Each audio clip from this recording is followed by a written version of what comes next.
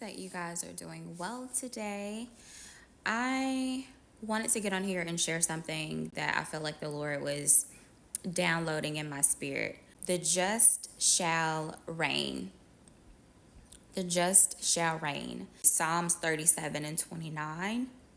And it reads, I believe this is the KJV version, and then I'll also read it in the NIV version. The righteous shall inherit the land and dwell there forever.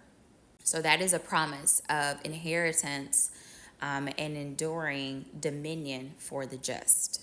Psalms 37 and 29 in the NIV version reads, the godly will possess the land and will live there forever. The godly will possess the land and live there forever. Years ago, I had no idea how this coming back of Jesus and his people were supposed to, like, this whole ordeal. I didn't know how it was supposed to play out. From what I've gathered thus far, that when Christ returns, he's going to reign in the earth. And long story short, eventually we're going to come back to this earth as like the perfect earth to dwell in this land with him forever. That's just so beautiful, because I always thought that, like, once we died, it was the end and we were just going to be in heaven, and, that was just it.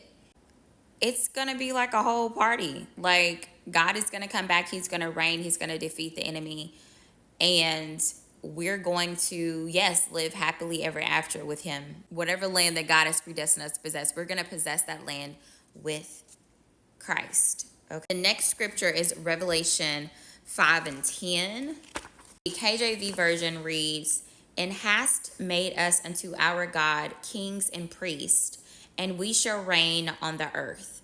So this is basically a New Testament confirmation that God's righteous ones are destined to reign. We are destined to reign. There's no ands, ifs, or buts about it. Like, it's going to happen. Like, the battle is already won, right?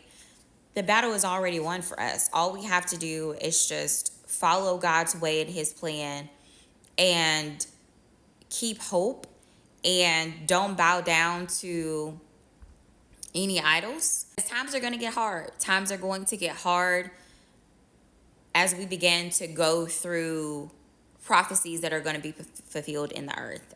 But we have to remain just, because he's already promised us the land and that we will possess it forever. He's already promised us the God inheritance. It's already ours. He's already predestined us to reign. Revelation 5 and 10 in the NIV version says, and you have caused them to become a kingdom of priests for our God, and they will reign on the earth. That's just confirmation, like I said, that God is going to allow the just to reign in this earth. A lot of times, quote unquote, Christians are looking for a way of escape. But God has placed us here to have dominion in the earth. We are here in this earth to rule, not to escape.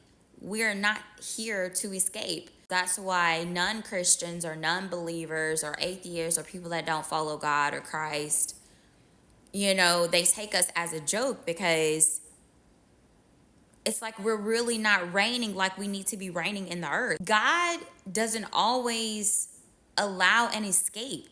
He allows protection through whatever it is that he's doing, just like he did in Exodus 20. He protected them from the plagues. Any home that had the blood of the lamb over their doorpost, God protected them. He did not provide a way of escape. Literally, they escaped the plague because they were protected by the blood of the lamb. I think that the enemy has definitely done a good job at,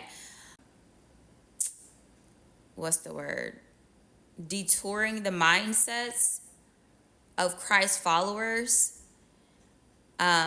in a way, I would say damaging the mindsets of Christ followers, in a way that prevents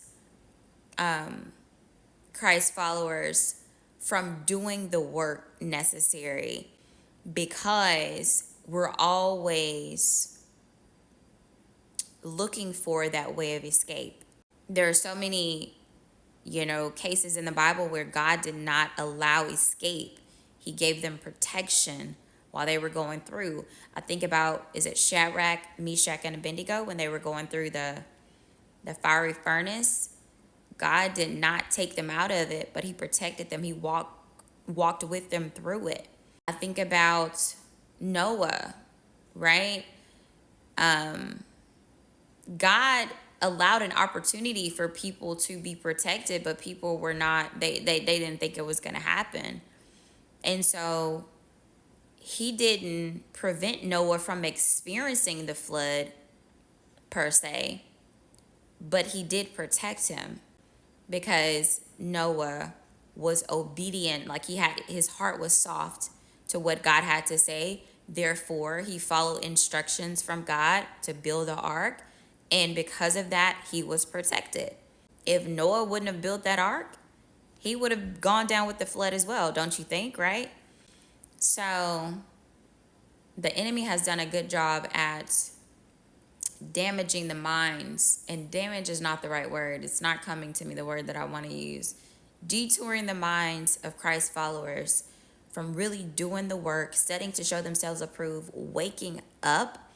He's really done a good job at detouring minds so that people can just want to just get away and escape.